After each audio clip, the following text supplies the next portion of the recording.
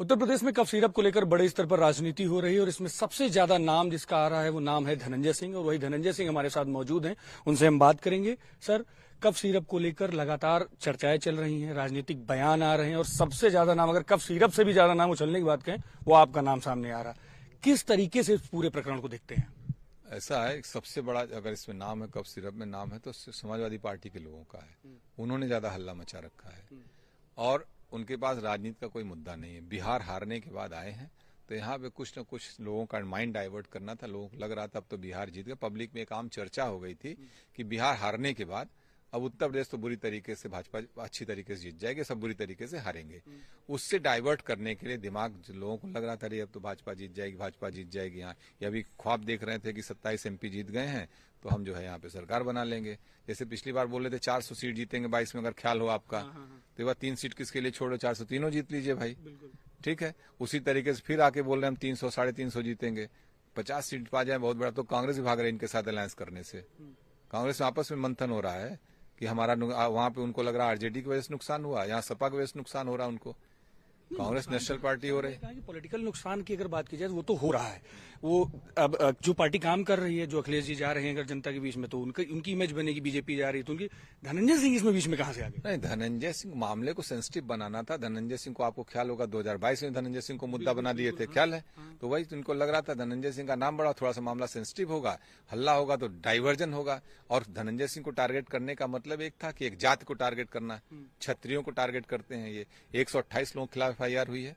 आप केवल 2-3 क्षत्रियों को टारगेट कर रहे हैं, बाकी और लोगों को आप भूल जा रहे हैं। अभय सिंह जी का भी नाम सामने आ रहा है, वो आपका नाम ले लेते हैं। किसी भी जनसभा में जाते हैं वो आपका नाम ले लेते हैं, कोडिन के नाम से आपका नाम जोड़ देते हैं।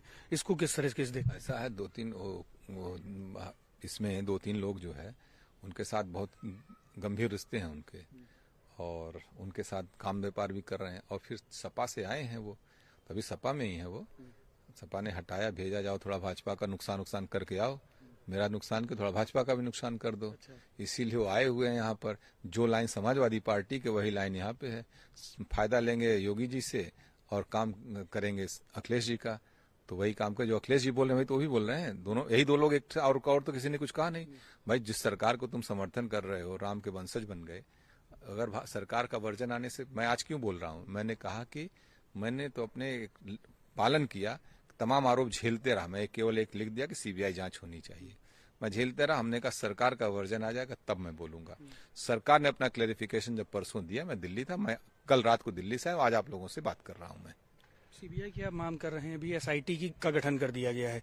SIT स्टेट की तमाम एजेंसियां, इसमें हेल्थ डिपार्टमेंट अलग जांच कर रहा है, SIT गठन अलग है, STF अलग जांच कर रही है, ED अलग जांच करे, सेंट्रल एजेंसी। मैंने CBI का इसलिए कहा कि जो क्रिमिनल कॉन्स्पिरेसी मेरी इमेज को मलाइन करने के लिए जिन लोगों ने किया है वो भी एक्सपोज होने चाहिए। कुछ सोशल मीडिया हैंडलर थे जो फाइनेंस किए गए, कुछ माफियाओं और जो है विरोधी समाजवादी पार्टी के नेता प्रोजेक्ट किया जा रहा जानबूझ के। यस, ये तो इमेज हमारी मलाइन, चूंकि पंचायत के इलेक्शन आ रहे हैं तो इमेज को मलाइन करने का मेरा, कुछ जो लोग उसमें पीछे से लगे उनके वो भी एक्सपोज हो जाएं।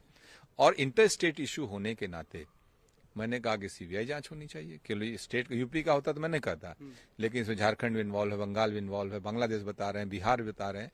Late CBI inquiry this. अगर जिस तरीके से अभी जांच चल रही है, जांच निकल के सामने आती है और आप उसमें क्लियर निकलते हैं, तो जो ये बड़े बड़े नाम, अखिलेश जी का नाम, अभय जी का नाम जो सामने, इस पे कुछ करेंगे आगे? सुनिए, मैं एकदम क्लियर हूँ, मेरा नैतिक बल है जो मैं बोल रहा हूँ ना। मैं कभी भी अनएथिकल नहीं रहा हूँ, ठीक है। हम एकदम जो काम करते हैं एलानिया करते हैं, इस तरीके का काम हम लोग कभी नहीं किए हैं। हम लोग आज तक नशे के खिलाफ हमेशा रहे हैं और कोई भी इलीगल काम नहीं करते हैं। जो भी किया है लीगल किया है। लड़ाई झगड़े हो जाना छात्र जीवन में अलग विषय है, उसको हमने कभी डिनाई भी नहीं किया। युवा विद्रोही होता है, यूथ में तमाम झगड़े हो जाते हैं। ऐसे जो बयान अखिलेश यादव जी ये लोग दे रहे हैं, अब इसका जवाब फिर जब रिपोर्ट आई उसके बाद, जिस दिन रिपोर्ट आ जाएगी सारी चीज, जैसे मैंने कहा ना, सरकार ने जब वर्जन दिया तो मैंने बयान दे दिया।